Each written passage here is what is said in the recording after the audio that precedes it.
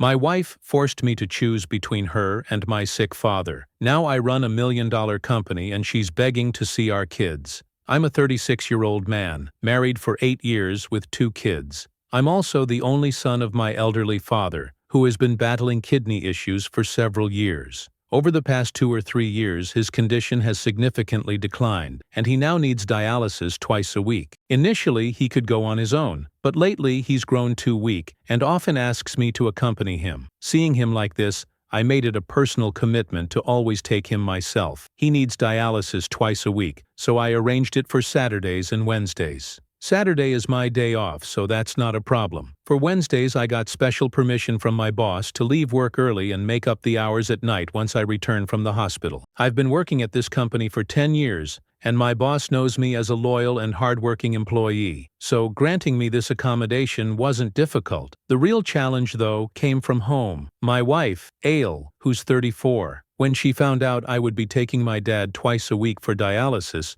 she wasn't happy. She never liked it when I took him occasionally, but back then, she didn't voice it. Now that I've committed to it regularly, she couldn't stay silent. She told me I was wasting my time because no matter what I did, my father would never appreciate me. To give you some context, my dad used to own a successful merchandising business and had accumulated a decent amount of wealth. He wanted me to eventually take over, but I had different dreams. I was passionate about tech, coding, building software, solving real-world problems digitally. After high school, when Dad pushed me toward business or management studies, I chose to pursue a software degree instead. He didn't object much at first, assuming I'd still join his company eventually. But after graduating, I landed a job at a reputable tech firm and had no intention of stepping into his business. That's when he started pushing harder. Even after marriage, he asked one last time. When I said no, he was furious and said he'd donate all his wealth to charity and that I wouldn't get a single penny. Still, I stood my ground. I was earning well by then, bought my own car and home by the time I was 29. I told him I didn't need his money and could build my own future. From that point on, our relationship took a hit. About 5 years ago,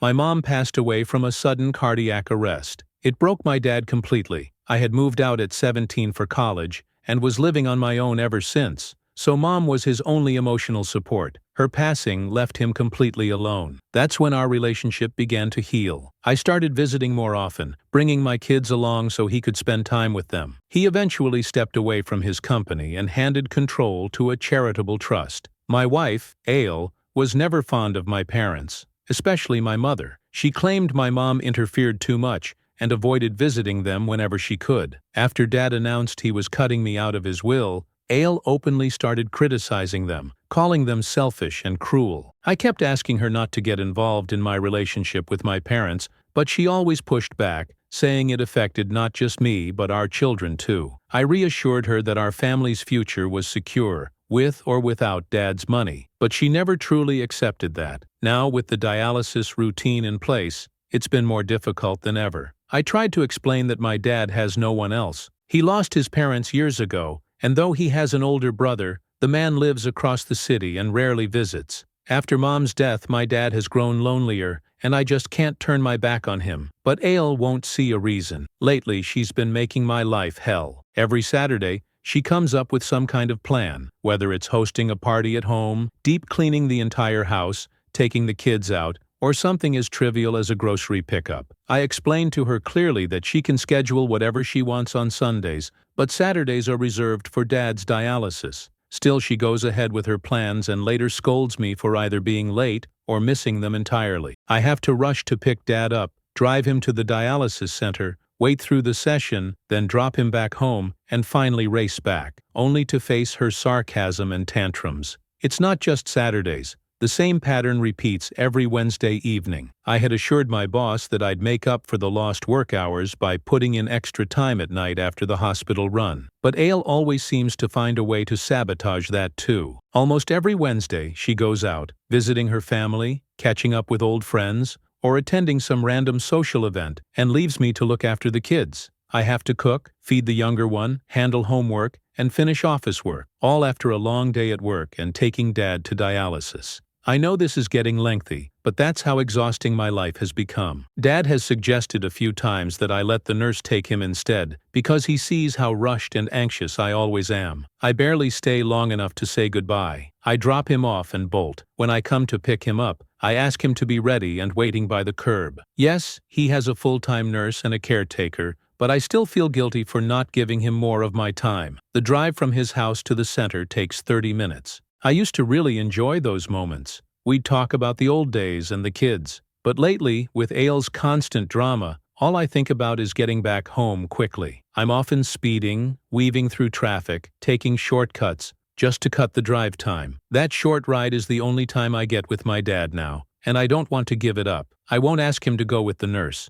I still have responsibilities as a son, but I'm reaching my limit with Aile. I can't take it anymore. Things are just getting worse. Every day, Aile finds a new way to discourage me from caring for my dad. Her argument is always the same. There's no point in putting in the effort for someone who already removed me from his will and gave all his money to charity. I honestly can't understand this mindset. Do we only do things for people based on profit and loss? What about people whose parents are poor or have no assets? Should their kids just abandon them too? After listening to her tantrums for months, I finally snapped. I told her that her parents aren't going to leave her anything either, so why does she visit them all the time? And wow, she completely lost it. She screamed that her parents had done far more for her than my greedy father ever did for me. She said they supported her. They never disowned her like my dad supposedly did, and I should never dare to compare them. It wasn't just a one-time argument. These fights have become the norm, especially after I return home on Wednesdays and Saturdays,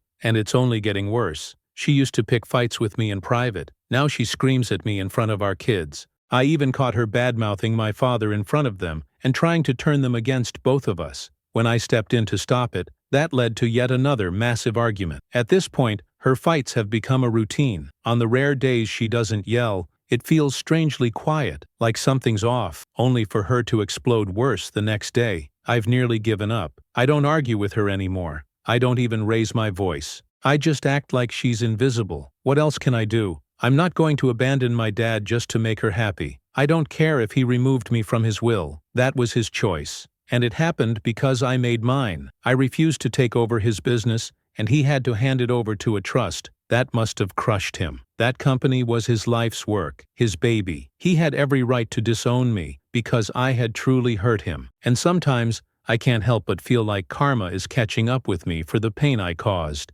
Meanwhile, my dad is getting weaker every day. He can barely walk without support now. I used to save time by asking him to come outside himself and would drop him off at the gate after dialysis. But now, I don't care about being late. I go inside, help him gently down the steps, walk him to the car, and after the session, make sure to get him back into bed, settled and comfortable. He's also having trouble breathing, so I walk slowly with him, at his pace. While driving, I make sure to go slowly, no more speeding, just to avoid stressing his heart. Honestly, rushing home wasn't helping anyway. If I had to deal with that bitter woman no matter what, why not at least make sure Dad was okay first? But my laid-back attitude only made things worse. Yesterday, Aile said something that hit me hard. She told me to choose between her and my dad. I calmly tried to explain that Dad wasn't going to be around forever. From the looks of it, he didn't have much time left. And her reply? Cold as ice. She said, "Then you better choose wisely. Someone who'll be with you forever or someone who's going to die soon." That was it for me. I snapped. I told her, "Then I'd rather choose my dying father over someone so evil and selfish." She stormed off, packed her bags, and left. I didn't stop her. She needed time to cool off, and I needed peace. Since she's been gone, I've been taking care of the house, the kids, my work, and my father. And surprisingly, I feel calm. Her absence is peaceful. 2 days ago, she sent divorce papers. I wasn't shocked, I sort of expected it, but the timing caught me off guard. Still, deep down, I felt relieved. I didn't even call her. I just signed the papers and sent them back. Surprisingly, she didn't even ask for custody of the kids. That was the only thing I was really worried about. But no, she made it clear. She didn't want them. When she got the signed papers, she called me, yelling about how I could just sign without begging her to stay. Her mom grabbed the phone and scolded me for not acting like a man and trying to win my wife back. I just laughed. Why would I? She wanted a divorce, and I gave it to her. No fuss. I even threw in a jab that she abandoned her own children. She said I could keep everything, my house, my assets, even the kids. She didn't want any of it. Her mother said Ale was still young and didn't want to carry the baggage of raising kids. Fine by me. I'm grateful to have my children with me. It's definitely a relief, but I worry about the kids, especially the little one. They miss their mom naturally. Managing everything on my own is tough, especially while I'm at the office. But I'm hopeful. I'll get through this. Just a short one. I've moved into Dad's house with my kids, and honestly, it was the best decision. Thanks to everyone who suggested it, it truly worked out. Now, Dad has the company of his grandchildren, and they have their grandpa to play with. Dad's full-time caregiver was more than willing to watch over the kids too, especially with a pay raise. So it turned into a win-win. The kids are under Grandpa's watchful eye, and they're being cared for while I'm at work. It's been such a joyful shift, watching Dad laugh and play with the children, seeing how much they all enjoy each other's company. Ale never saw this coming. She thought divorcing me would destroy me, that I'd collapse under the weight of parenting, work, and caring for Dad. But everything is falling into place. Honestly, I'm having the last laugh. That divorce? Best thing that's ever happened to me. LOL. It's sad news this time. My dad passed away last week in his sleep. He had spent the evening playing with the kids, smiling and laughing. He went to bed happy and never woke up. The doctor said he passed peacefully. Both the doctor and his nurse, along with the caregiver, said the last few weeks were the happiest they'd seen him. They truly believed that our moving in with him extended his life months ago. He was already on the edge of giving up. Before we moved in, he had lost all hope. Losing your only parent is heartbreaking, but I'm comforted by the fact that he got to spend the final months of his life with joy and peace. My kids are deeply saddened too, but Dad left a lasting impact on them. They often tell me Grandpa taught them to accept life as it is and keep moving forward, because life doesn't stop for anyone. Hearing that fills me with pride. They are truly my strength in this moment of sorrow. But there was another surprise. Something completely unexpected. A few days after Dad passed, his lawyer contacted me and asked me to come to his office for the will reading. I told him there was no need. Dad had already told me he'd given everything to a charitable trust, and I was okay with that. I even asked if I needed to vacate the house, assuming that was donated too. The lawyer just chuckled and told me to come in. When I arrived, the trust representatives were already there. The lawyer had invited them too. Then he began reading the will, and I couldn't hold back my tears. Dad had actually named me as the sole heir. Everything, his house, his wealth, the business, it was all left to me. I was stunned. I asked the lawyer if this was a recent change, maybe something Dad updated after I started caring for him. But the lawyer just smiled and said, "No, you were always the heir. The will was never changed." I broke down. My father had never truly abandoned me. Maybe he had only threatened to disown me, hoping I'd take over the family business. But he never went through with it. As I sobbed, the lawyer tried to comfort me. I told him how deeply I regretted hurting my father, how I believed he hated me for not following his path. The lawyer told me the opposite. Dad had always been proud of me. He admired that I pursued my dreams and didn't cave to pressure. He respected that I was willing to give up his wealth to follow my own passion. Then came the final blow. The lawyer said I was now the legal decision-maker of the company. If I wanted, I could reclaim it from the trust and run it myself, and I'm seriously thinking about it. Dad allowed me to follow my dreams. Now it's my turn to honor his. I want to take the business back and scale it to the heights he once envisioned. That evening, I told my kids about their grandfather's will. He had left a share of his wealth for them too, to be accessed when they turn 18. Today, we visited Dad's grave with flowers. We spent a quiet moment there, just sitting in peace. This is an emotional chapter in my life. You know how sugar brings ants crawling back? Well, that's exactly what happened. A month after Dad passed, I began taking over the business and got involved in his community projects. First, I quit my tech job and stepped fully into Dad's shoes. Then, I rented out my own house, as the kids and I chose to stay in my parents' home. The kids say they feel closer to Grandpa here, and honestly, this place holds my entire childhood. It comforts me too. Soon after word spread that I inherited my father's $1 million estate, the visitors started pouring in. Distant relatives, old friends, long-lost neighbors. Everyone seemed to remember me now, but the most surprising guest of all was my ex-wife Ale and her parents. They showed up teary-eyed, claiming they had no idea about Dad's death, or they would have attended the funeral. Her parents suddenly had all these kind words about him. Ale hugged our kids and cried, saying how much she missed them. I asked her, "If you missed them so much, why didn't you come see them once in the past 7 or 8 months?" She claimed she went to our old house but found it locked. What nonsense. I asked her, "When you saw the house was locked, did it not occur to you to call and check on your children? Were you not worried about them?" She had no response. Her parents jumped in, saying we should forget the past and move on. Now that my father was gone, they argued, the kids needed a mother while I was busy at work, so it made sense for us to reconcile. I laughed in their faces. The kids needed her most when she abandoned them. Now they've adjusted to her absence, and I have no interest in bringing her back into our lives. She began crying again. Her parents stepped out, leaving us alone. She grabbed my hands and begged for another chance, said she loved me and missed being with the children. I just laughed and said, "You know what?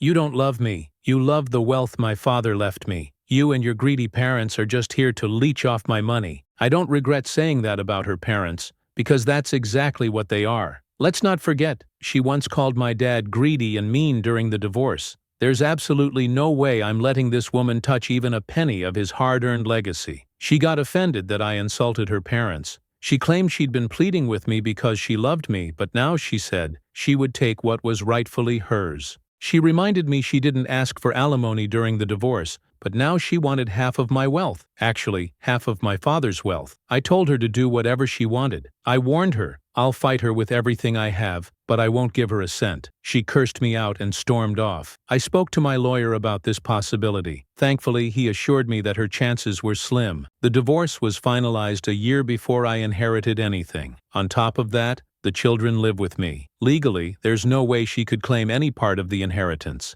Still, he advised me to be cautious about letting her spend unsupervised time with the kids. She might try to manipulate them emotionally and then file for custody or start demanding money under the pretext of child maintenance. I couldn't be more grateful for that advice. I've made it a rule to supervise any meeting between her and the kids. Lately, I've also been spending more time with my children, helping them process their grief, talking to them, and just being there. I don't want them turning to their mother for emotional support out of desperation. I've taken over Dad's company now, and that's given me a lot of freedom and flexibility to prioritize my health and personal life. In fact, I'm planning a vacation with the kids to the Bahamas. Yeah, why not? They deserve a break, something lavish, something joyful. And no, this isn't about splurging my father's money. Even before the inheritance, I could afford it, but I never had the time, what with my job, my father's illness, and everything else. Now that I have the bandwidth, I want to give my kids this gift. As for Ale, she hasn't contacted me since that last dramatic visit. I have a strong feeling she's out there, knocking on every lawyer's door,